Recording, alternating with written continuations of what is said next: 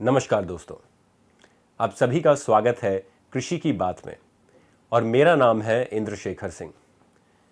दोस्तों, आज चर्चा का मुद्दा होगा खरीफ की फसल, मौसम की मार और भारत सरकार का एक नया ऐलान कि रशिया से भारत अब 1 मिलियन मेट्रिक टन गेहूं खरीदेगा।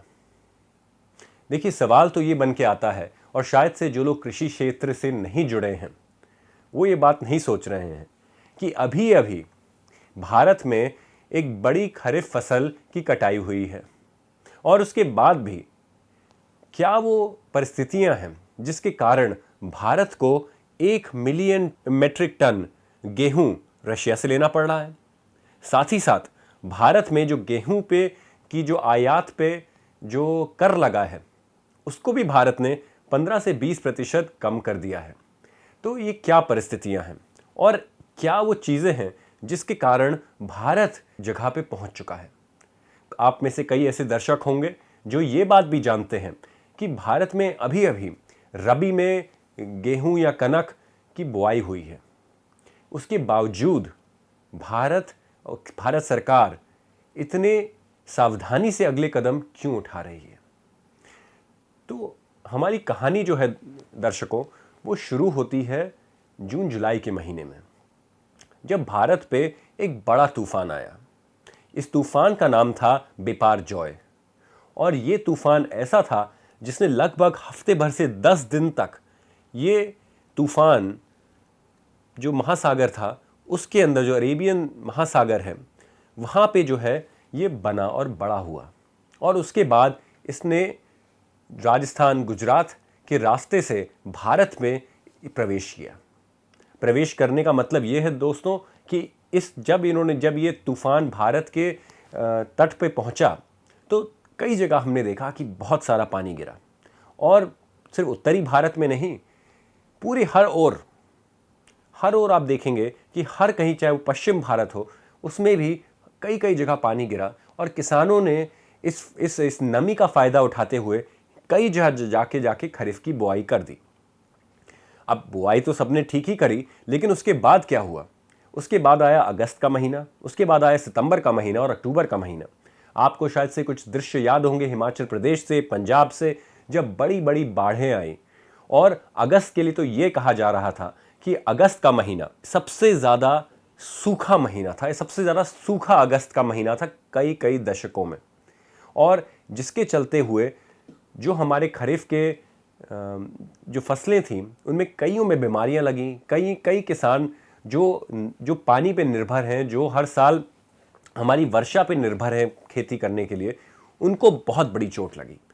माना जाता है कि कर्नाटक के कुछ क्षेत्र में और साथ साथ तेलंगाना के क्षेत्रों में जहाँ पे पानी नहीं पहुँच पा रहा था, तमिलनाडु के क्षेत्रों में, और साथ ही साथ दक्षिण भारत के और कई सारे प्रांतों में जहाँ पे ये पानी नहीं पहुँचा या सही समय पे पानी नहीं पहुँचा, वर्षा नहीं हुई, वहाँ पे किसानों ने 30 से 40% तक वहाँ पे फसलों का नुकसान हुआ। अब ये तो बात भारत में चल रही थी, लेकिन इस बात का पहले ही भारत को एक चेतावनी दी। किसने भारत को चेतावनी दी? अमेरिका का जो कृषि विभाग है उसने कहा कि भारत में जो वर्षा होगी वो इतनी अच्छी नहीं होगी, और भारत में से जो चावल का उत्पादन होता है या जो धान की फसल है उसमें लगभग 3 से 4% की कमी होगी। उस समय तो भारत वालों ने कहा कि अरे ये सब क्या होगा, हमारा वर्षा बहुत अच्छी चल रही है। हमारे जो विशेषज्ञ थे, जो सरकारी लोग थे, उन्होंने कहा कि नहीं, अगस्त में की तो कोई बात ही नहीं है, आप देखिएगा सितंबर में कितना पानी गिरेगा और फिर अक्टूबर में कितना पानी गिरेगा। अंत में दोस्तों, जो अमेरिका की जो बात थी वो सही साबित हुई। भारत ने देखा कि भारत में वर्षा तो कम हुई ही, उसके साथ ही साथ भारत के जो जलाशय थे, उन सारे जलाशयों में जो पानी का स्तर था वो बहुत ही ज़्यादा घट गया। लोगों का ये भी मानना है, और कुछ ऐसी न्यूज़ रिपोर्ट्स भी आई, हमें मीडिया में देखने को मिली, कि लगभग 21% गिरे हैं कई सारे जलाशय इस देश में। ये खरीफ के मौसम में, खरीफ का जो सीज़न चलता है, जो महीने हैं, ये आप मानिए जून जुलाई से लेके अक्टूबर के अंत तक चलता है, जब खरीफ की फसल बोई जाती है। तो इस दौरान वर्षा तो हुई नहीं, साथ साथ जलाशयों का जो स्तर था वो भी और नीचे गिर गया। और इसमें मैं एक और चीज़ आपको बताना चाहूँगा कि उसके बाद क्या हुआ दोस्तों। उसके बाद हमने देखा कि जो मैगनरेगा जैसी जो जो स्कीमें हैं, जहाँ पे लोग पैसे के लिए उनको काम मिलता है, 100 दिन का काम मिलता है, उस पर कई ज़्यादा जो है उस पर दबाव और ज़्यादा बढ़ने लगा और ज़्यादा लोग थे जो चाहते थे कि हमें इसमें काम मिले, क्योंकि बेरोज़गारी देश में बहुत ज़्यादा बढ़ रही थी। तो दोस्तों ये सारे पहलुओं का अब आपने मौसम समझा, आपने जलाशयों को समझा, और अब हम फिर से आते हैं खेती के ऊपर। तो जब भारत के कृषि मंत्रालय द्वारा पहली बार आंकड़े दिए गए कि खरीफ की फसल हो कैसे रही है, तो आप पाएंगे कि जो अमेरिका ने बात कही कि हमारे जो चावल की जो फसल उपज है वो कम होगी, तो भारत में दोस्तों जो क्षेत्रफल था चावल के लिए वो तो बढ़ाया ही, लेकिन उसके बावजूद भारत में, और भारत सरकार के ये आंकड़े हैं, मेरे नहीं, भारत सरकार ने कहा कि लगभग 3% का जो उत्पादन है वो गिरा है इस खरीफ में। भारत सरकार ने ये तो बात नहीं बोली कि चाहे जो क्षेत्रफल है वो और ज़्यादा बढ़ाया गया है, उसके बावजूद जो भारत हर साल जो चावल का उत्पादन करता है वो 3% से गिरा है। और दोस्तों इसी के साथ साथ शायद से भारत सरकार ने सोचा होगा कि हम जनता को अभी परेशान नहीं करना चाहते, या हम नहीं चाहते कि जनता में उथल पुथल हो, इसीलिए उन्होंने कहा कि उन्होंने ज़्यादा इस पर कुछ नहीं कहा, लेकिन साथ ही साथ उन्होंने ये कर दिया कि जो भारत से जो बासमती चावल के अलावा जो चावल बाहर जाता है, और भारत विश्व का 30% जो चावल जाता है जो बासमती नहीं है वो भारत विश्व को भेजता है। भारत सरकार ने कहा कि अब से ये चावल का जो निर्यात है या एक्सपोर्ट है वो नहीं होगा, और इससे जो है बहुत ज़्यादा उथल पुथल मच गया। जो छोटे उद्योग हैं, जो छोटे व्यापारी हैं, जो मध्यम स्तर के व्यापारी हैं, और जो बड़े व्यापारी भी हैं जो आयात निर्यात का काम करते हैं, उन सब में उथल पुथल बन गया। अब अगर कुछ और पहलुओं के बारे में देखें तो भारत सरकार ने पहली बार चीनी हो, गेहूं हो, और उसके साथ साथ चावल, ये सारी तो चीज़ें उन्होंने मना करी ही भारत से निकलने के लिए। उन्होंने ज़्यादा सख्ती बना दी उन सारे लोगों पे जो इनका भंडारण करते हैं और जो इनको इस्तेमाल करके भारत जनता को पहुंचाते हैं, जिन्हें एग्री प्रोसेसर्स भी कहा जाता है, अंग्रेजी में एग्रीगेटर्स भी कहा जाता है। तो भारत सरकार ने कहा कि आप सबको, आपका जितना भी भंडारण आप करते हैं, हर हफ्ते आपको भारत सरकार को बताना पड़ेगा आपके कितना भंडारण हो रखा है, और एक मात्रा से ज़्यादा भंडारण भी नहीं कर सकते। तो दोस्तों ये थी कुछ भारत सरकार की टैक्टिक्स, क्योंकि जो वो कह रहे थे वो कर नहीं रहे थे। भारत सरकार कहने में तो कह रहे थे कि सब कुछ ठीक है। जब भारत सरकार की आप कृषि नीति को देखें तो भारत सरकार खाद्यान्न पदार्थों के लिए बहुत ही ज़्यादा तेज़ी से, मुस्तैदी से नए नए कानून ला रही थी, जिससे सारा भारत का खाना भारत में ही रुके। अब दोस्तों इन सारी श्रृंखलाओं के बीच में एक बड़ा ऐलान और आया। वो ऐलान था कि भारत में जो जीडीपी है, जिसे ग्रोस डोमेस्टिक प्रोडक्ट्स भी कहते हैं, उसमें दोस्तों चाहे बाकी क्षेत्रों में बढ़ोतरी हुई, लेकिन कृषि के क्षेत्र में आपको याद होगा कि चाहे वो प्रधानमंत्री हो या कोरोना काल में, सबने कहा कि कृषि का वो क्षेत्र है जिसने भारत के उद्योग को, भारत के जीडीपी को आगे बढ़ा रखा है। तो इस समय जो सेकेंड क्वार्टर की रिपोर्ट आई है, जो भी ये बात हमारे सबसे गंभीर जो हमें डर था, उस बात को फिर से कंफर्म करती है। और कंफर्म करती क्या है? कंफर्म ये करती है दोस्तों कि भारत में जो कृषि जीडीपी है वो कम हुआ है, और 1.2 और से लेकर 1.5 % तक वो पूरा का पूरा जीडीपी गिरा है। इसका ये मतलब है कि भारत में जो कृषि का उत्पादन है वो कम हुआ है खरीफ में। अब चाहे भारत सरकार कह रही है, जो भारत सरकार ने जो आंकड़े दिए अभी तक कृषि अनाज के ऊपर, जो खरीफ से उपज हुई है, उसके जो आंकड़े दिए उसमें शायद से पूरी तरीके से उसने पारदर्शिता नहीं रखी है। क्योंकि जो आंकड़े, अगर हम भारत सरकार का विश्वास करें कि कृषि खाद्यान्न आंकड़ों के बारे में, तो लगता है कि ठीक है, कृषि का मौसम ठीक था, खरीफ की फसल ठीक थी। लेकिन जब हम वर्षा के आंकड़ों को देखें, जब हम जलाशय के आंकड़ों को देखें, और जब हम कृषि के जीडीपी के आंकड़ों को देखें, तो हमें पता चलता है कि शायद से ये सारे आंकड़े दो अलग अलग बातें कह रहे हैं। जब वर्षा, जलाशय और जीडीपी को देखें तो ये बात सिद्ध होती है कि भारत एक कृषि समस्या में है। और इस बात का एक और संकेत दिया था भारत में, जब टमाटर, प्याज और इन सारी चीज़ों के दाम एकदम से बढ़ गए थे। तो इस साल जो है दोस्तों, खरीफ की फसल, खरीफ की उपज, इन सारी चीज़ों पे बहुत सारी समस्या आई थी।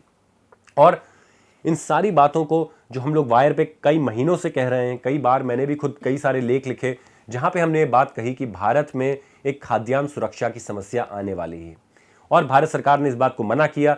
लेकिन समय आने पर आज जब खरीफ की फसल कट चुकी है तो भारत सरकार ने एक और ऐलान किया कि अब भारत सरकार रशिया से खाद्यान्न पदार्थ खरीदेगी।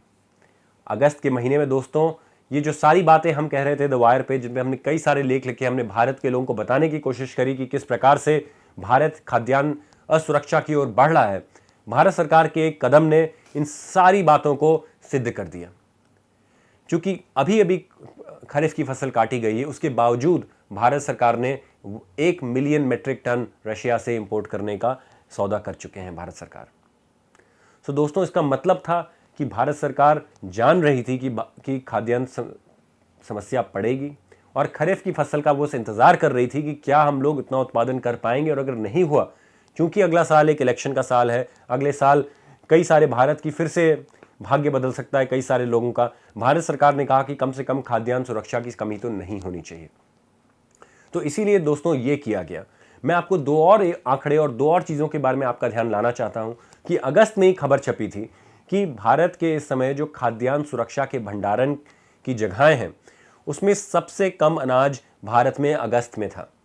और आप ये बात भी जानते हैं दोस्तों कि कई 2 सालों से लगभग हमारी चाहे खरीफ की फसल हो या रबी की फसल हो, चाहे वो धान हो, चाहे वो गेहूं हो, चाहे वो बाकी सारी दालें हों, कई बार भारत को चोट लगी है। और 2 सालों से भारत की जो खाद्यान्न का उत्पादन है उसमें बहुत ज़्यादा कमियां आई हैं और कई सारी जो है उसमें समस्याएं भी आई हैं।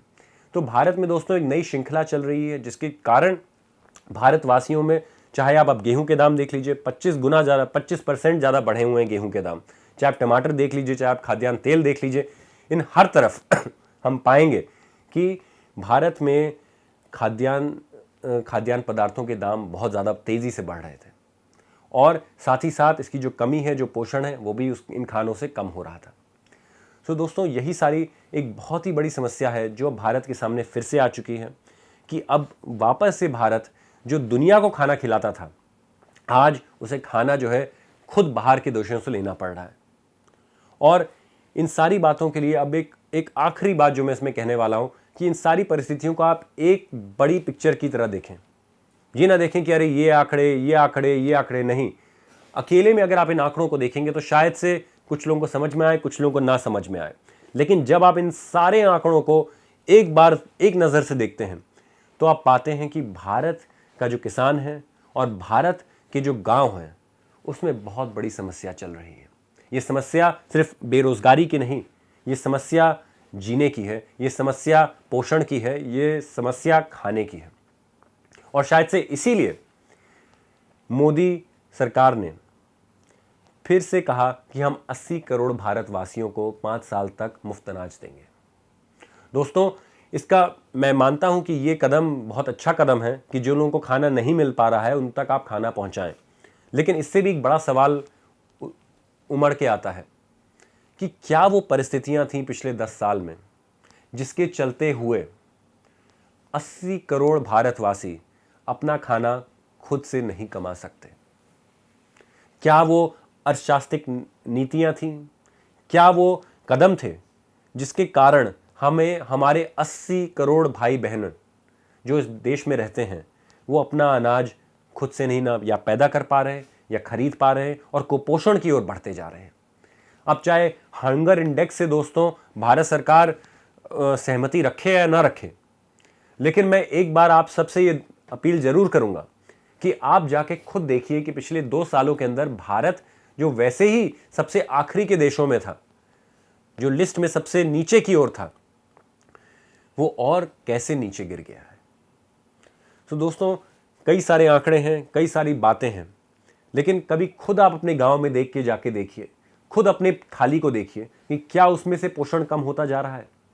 क्या जो आप, चाहे वो पिज्ज़ा बर्गर हो, चाहे वो दाल चावल हो, चाहे वो राजमा और मुर्गा हो, जो भी आप पसंद करते हैं, क्या पिछले 5 या 10 सालों में उनके दाम कितने बढ़े हैं? एक बार जब आप खुद से ये सोचने लग जाएंगे और खुद से समझने लग जाएंगे कि पिछले कम से कम 5 महीने में क्या क्या हुआ, किस प्रकार से टमाटर के दाम 200 रुपए तक पहुंच गए और उसके बाद प्याज के, अदरक के, सारी सब्जियों के, और भारत की सारी स्कीमें, सारी सब चीज़ें धरी की धरी रह गईं, तो हमें एक ढांचागत समस्या के बारे में पता चलता है जिससे भारत का कृषि और भारत का किसान इस समय बहुत ही ज़्यादा पीड़ित है। और अगर अभी दोस्तों और कदम नहीं लिए गए तो भारत में खाद्यान्न सुरक्षा और खतरे में आ सकती है। तो दोस्तों ये था हमारी टिप्पणी खरीफ के ऊपर। खरीफ, जीडीपी और साथ साथ जो भी इस खाद्यान्न क्षेत्र में हो रहा है, हमने जो समझा आपको बताया। अंत में मैं फिर भी ये कहूँगा कि आप खुद से इन सारे आंकड़ों को देखें, खुद से अपनी बात खुद समझें और खुद समझें कि हमारा देश एक अमृत काल में कहाँ जा रहा है। क्या वो और भुखमरी और कुपोषण की ओर बढ़ रहा है और महंगाई की ओर बढ़ रहा है, कि सच में हम अच्छे खाने की ओर बढ़ रहे हैं, अच्छे स्वाद की ओर बढ़ रहे हैं और हमारे देश का भविष्य और सुनहरा हो रहा है। सो दोस्तों, इसी के साथ मेरी बात तो खत्म हुई, लेकिन द वायर आपके लिए कई और कार्यक्रम लेके आ रहा है, कहीं जाइएगा मत।